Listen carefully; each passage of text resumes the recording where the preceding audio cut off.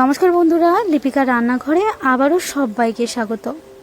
আজকের আমি বানাবো মুগ ডাল। নিরামিষ তো আমরা সপ্তাহের মধ্যে বেশ একবার দুবার নিরামিষ খাই। তো মোটামুটি নিরামিষ দিনে যদি একবার এইরকমভাবে যদি একবার মুগ ডাল বানাও, বিশ্বাস করো মনে হবে যেন যে অনুষ্ঠান বাড়িতে যে নিরামিষ মুগ ডালটা হয় মনে হবে সেই মুগ ডাল বাড়িতে বানিয়েছো, এতটাই টেস্টি হয়। আর এই রকম মুগ ডাল একবার বানিয়ে দেখো, সবাই প্রশংসা করবে, এত সুস্বাদু হয়।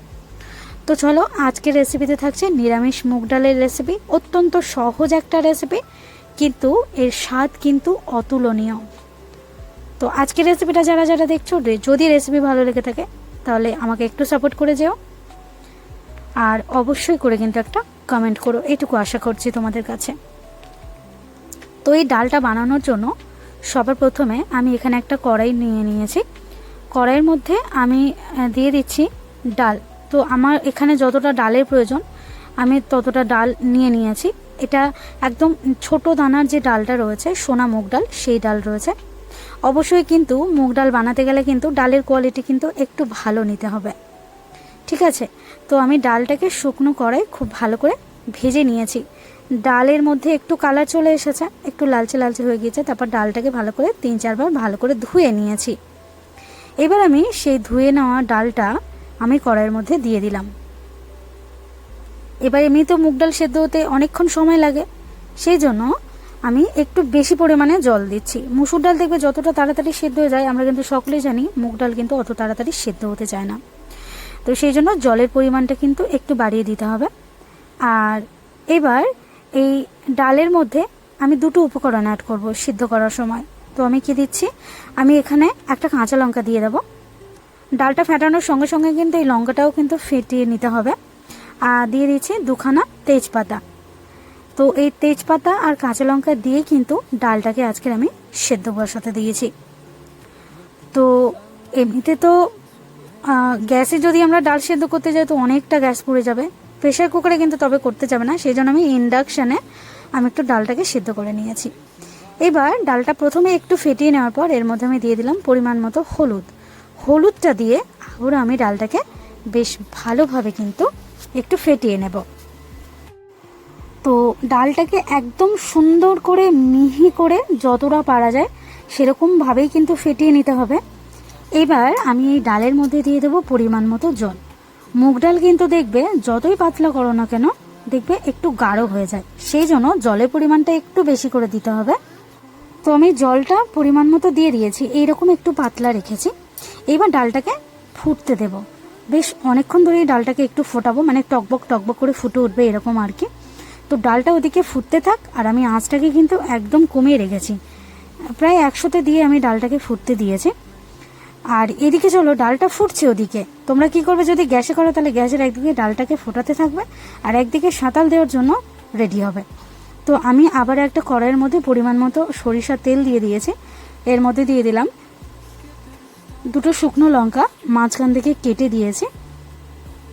একটু গোটা জিরা ফোড়ন দিয়ে দিচ্ছি, আর দিয়ে দিচ্ছি সামান্য 1 চুটকি মতো হিং দিয়ে দিলাম। এবার আমি এখানে দিয়ে দেব টমেটো কুচি। আমি একটা একটু মাঝারি সাইজের টমেটো কুচি কুচি করে নিয়েছিলাম, সেই টমেটো কুচিটা দিয়ে দিলাম। টমেটোটাকে একটু তেলের মধ্যে নাড়াচাড়া করে নেব। তারপর আমি এর মধ্যে দিয়ে দিলাম আদা বাটা। আমি এখানে 1 টেবিল চামচের মতো আদা দিয়ে দিলাম, আর দিয়ে দিলাম পরিমাণ মতো সামান্য একটু জল, যাতে আদা না জ্বলে যায়। এবার দিয়ে দিলাম হলুদ গুঁড়ো, আরও একটু হলুদ গুঁড়ো অ্যাড করে দিয়েছি। সামান্য একটু লঙ্কার গুঁড়ো আমি এখানে অ্যাড করে দেব, আর দিয়ে দেবো একটু জিরার গুঁড়ো, একটু ধনিয়া গুঁড়ো। আর সব কিছু কিন্তু আমি 1 টিস্পুন করে রেখেছি। 1 টিস্পুন মেজারমেন্ট করে সব দিয়ে দিলেই হবে। তো এবার আমি জিরা আর ধনিয়াটাও দিয়ে দিচ্ছি। এবার এই সব কিছু দিয়ে মশলাটাকে খুব ভালোভাবে একটু কষাতে হবে। দিয়ে দিলাম পরিমাণ মতো লবণ। তো চলো, মশলাটাকে এবার আমি সুন্দর করে কষিয়ে নেব। একদম মশলা থেকে পুরো তেল ছেড়ে যাবে এরকমভাবেই কিন্তু মশলাটাকে কষিয়ে নিতে হবে। তো ডাল সাঁতাল এইভাবে একবার দিয়ে দেখো, শুধু কেমন স্বাদ হয় আমাকে শুধু জাস্ট একবার কমেন্ট করে বলো যে দিদিভাই ডালটা এমনটাই হয়েছিল। তো সব কিছু দিয়ে ডালটা কষিয়ে নেওয়া হয়ে গেছে। তারপরে যে ডালটা ফুটছিল টকবক করে, সেই ফুটন্ত ডাল আমি এখানে সাঁতাল দিয়ে দিলাম।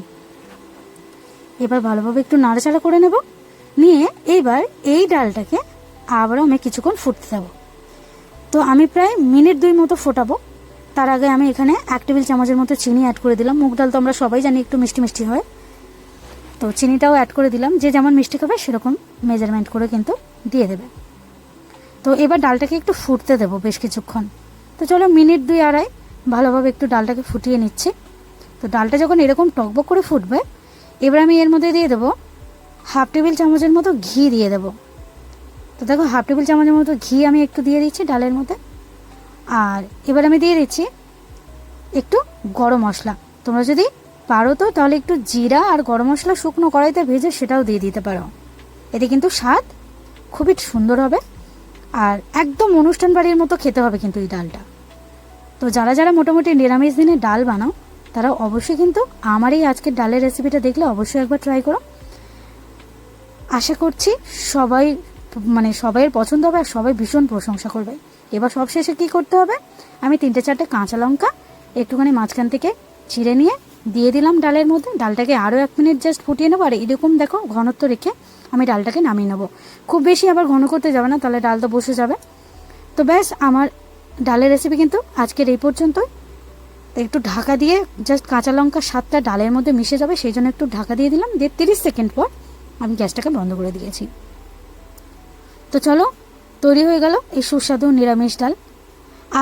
আজকের এই পর্যন্ত রইল, আবার আসবো নেক্সট টাইম আবারও একটা নতুন রেসিপি নিয়ে। সবাই খুব ভালো থাকবে আর এনজয় করবে আমার এই আজকের রেসিপি। তো চলো সবাইকে টাটা।